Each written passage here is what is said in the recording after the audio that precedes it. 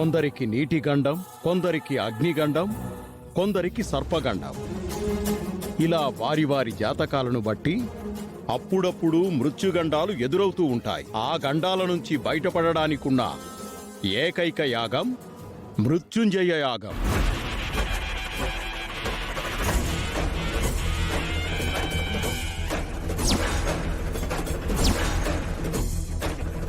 శివయ్య ఎదుట మృత్యుంజయ యాగం జరిపించడం వలన ప్రాణగండం నుంచి బయటపడతారు. ఇప్పుడు అయితే అంత సమయం లేదు కాబట్టి శ్రీకర్ దగ్గర కూర్చొని తన చెవిలో 108 సార్లు మృత్యుంజయ మంత్రాన్ని చెప్పాలి.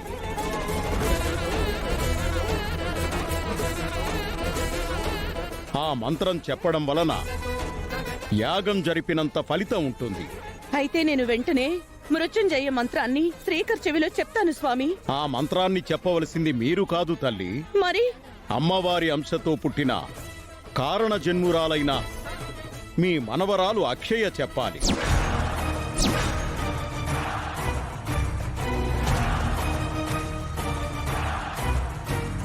నీ వంటి జాతకం గల ఆ బిడ్డే చెప్పాలి. నీ కొడుకు ప్రాణం తన కూతురి చేతిలో ఉంది. ఇదొక్కటే మార్గం.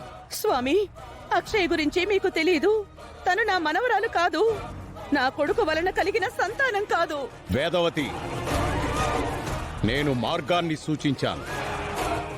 వింటే నీ కొడుకుని కాపాడుకుంటావు, లేదంటే నష్టపోతావు.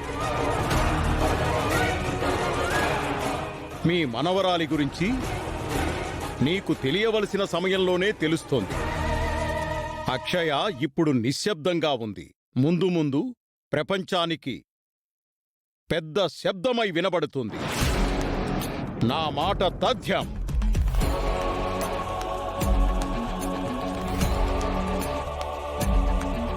ఈయన మాత్రం అక్షయం మీ మనవరాలే అంటూ చావగొడుతూ ఉంటాడు.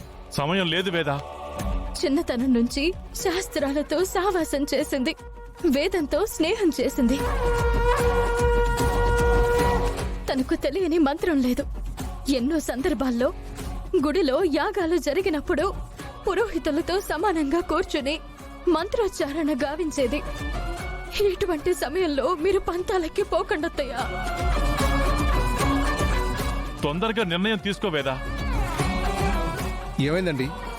ఆపరేషన్ మొదలు పెట్టాలా లేదా? తన కండిషన్ క్రిటికల్గా మారుతుంది.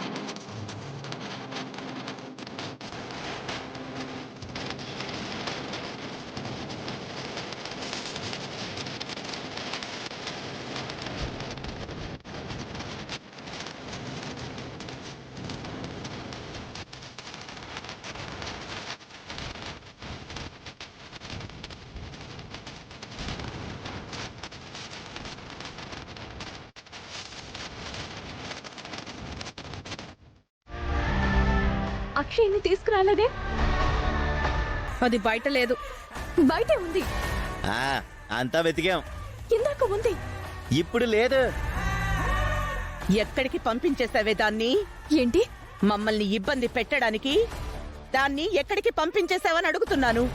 జ్ఞానం లేని మాటలు మాట్లాడకండి అత్తయ్య. నువ్వు చేస్తున్నవి జ్ఞానం ఉన్న పనులేనా? ఇటువంటి సమయంలో కూడా ఎందుకు ఇలాంటి డ్రామాలవని?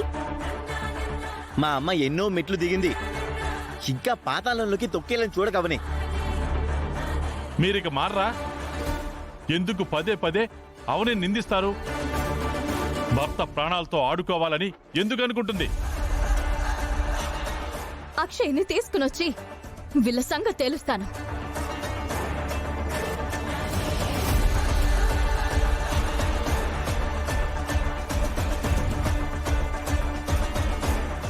ఏమైందండి?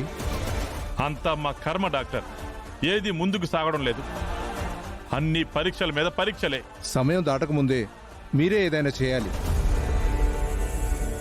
ఇప్పటి వరకు బ్లడ్ సేకరించలేకపోయారు. మీ స్వామీజీ గారు ఏదో చెప్పారన్నారు, అది కూడా చేయలేకపోయారు. ప్రయత్న లోపం మా దగ్గర కాదు, మీ దగ్గర కనపడుతుంది.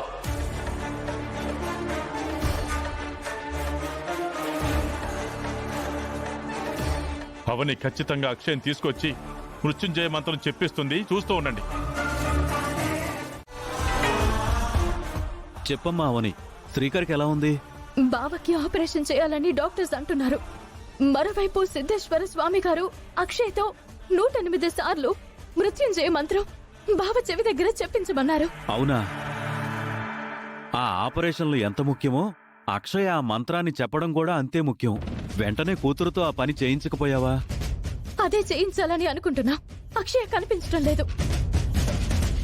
అక్షయ్ ఇందక్కటి వరకు హాస్పిటల్ దగ్గరే ఉండేది, ఇప్పుడు కనిపించట్లేదు. ఎటు వెళ్ళిందో తెలియడం లేదు.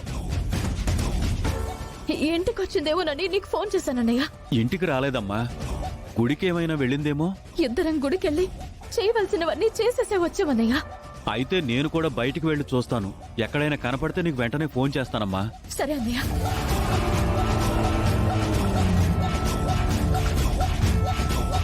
ఆపరేషన్ కి మరో అరగంటే సమయం ఉంది.